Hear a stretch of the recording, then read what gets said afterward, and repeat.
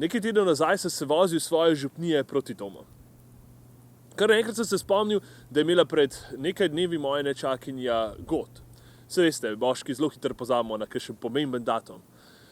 In sem se odločil, da grem v trgovino kupiti kakšno malenkost. Zdaj, ne vem, kako je pri vas, ampak pri nas imajo otroci res radi Kinder Surprise jajčke. In tako sem šel v trgovino. In seveda, ker ima sestra 2 hčerki, se nisem mogel prikazati kar samo z enim Kinder jajčkom, ampak je treba imeti za vsako enega, drugače je joj. In vedno, ko sem zbiral Kinder jajček, tudi ko sem bil sam majhen, sem ga prej potresel. Nikoli nisem hotel dobiti noter kakšne bedne igračke, ampak kakšno dobro. Nisem hotel, da bi bilo presenečenje, ki ga pripravlja Kinder, slabo, ampak sem hotel, da me na dober način preseneti.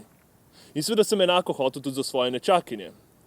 Je pa res, da ne vem, kako so ljudje okoli mene gledali, ko sem pred blagajno stresel sladkarijo, ki je očitno namenjena otrokom.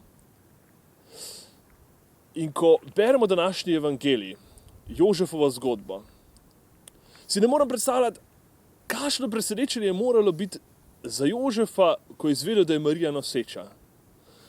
To je bil tista prav Kinder Surprise. In kakšno je bilo šele, ko mu je angel povedal, da je ta otrok, ki ga Marija pričakuje, Božji sin. Popolnoma nepričakovano. Jezus je Jožefu pravzaprav podrl vse njegove načrte o mirnem družinskem življenju z Marijo. Razburkal mu je življenje. Ampak hkrati mu je ponudil možnost za veličino in za polnost življenja.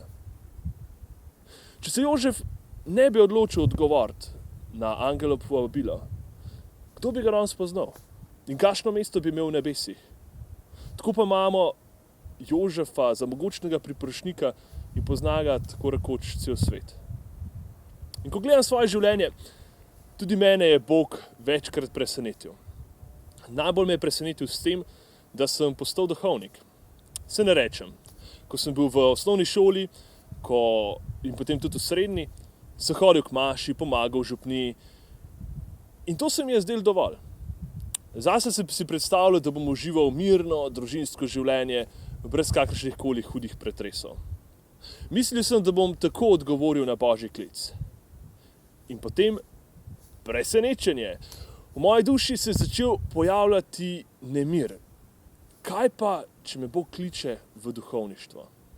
In moj odgovor takrat je bil, ja pa kaj še, to je zadnja stvar na svetu, za katero bi se odločil. Ampak Bog ni ponehal. Klic ni ponehal, ampak je postal vedno močnejši in močnejši. Do nekega večera v majhni francoski vasici Taizé, ko mi je Bog pokazal, kje me želi. In jaz sem se v presenečenju nad celovitostjo njegove dobrote prepustil. Nikoli ne veš, kakšno presenečenje ti pripravlja Bog. Včasih se celo zdi, da ti hoče presenečenje, ki se pojavi v tvojem življenju, uničiti vse, kar si zgradil, uničiti celotno življenje.